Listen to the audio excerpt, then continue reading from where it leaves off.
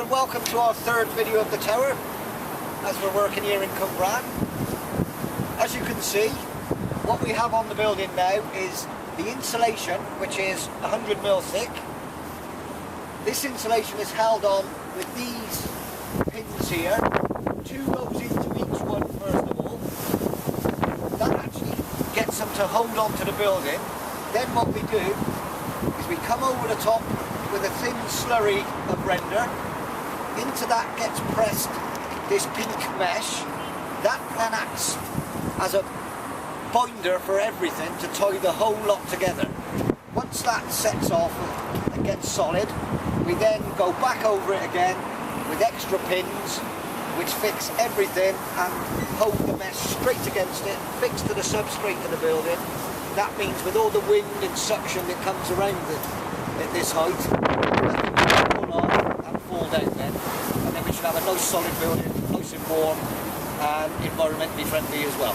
And here we are now, lower down on the building. You can see the extra pins now that go in over the top of the mesh holding everything together. You'll see an extra one here.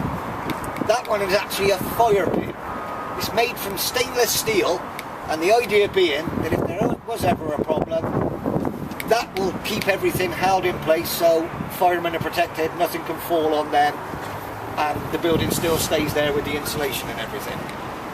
If we come down a little bit lower, you can see here these patches. This is where those pins have been put in. We now render over the top to give that a nice key for everything else afterwards. Final coat, which is self-coloured, and that will be the finished face of the building. That's also got a special silicone additive to it, which makes it self-cleaning, and the rain will just run off and nothing soaks in. Over this side here, you can see we're still at the stage of the insulation. What you have here, this is new kitchen extract fans. So these are drilled right the way through for in the new kitchens that are being done inside the building. Then once all the mesh, pins, render and top coat is all on there, a new grill will be placed on the top of each kitchen, then add its own ventilation instead of being run off of the main ventilation that goes right out to the roof. So each one will be self-contained then.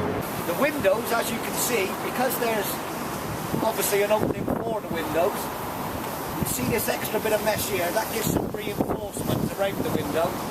So with the wind and everything curling round it, that ensures that nothing can pull off there either. So you get a nice firm fix to hold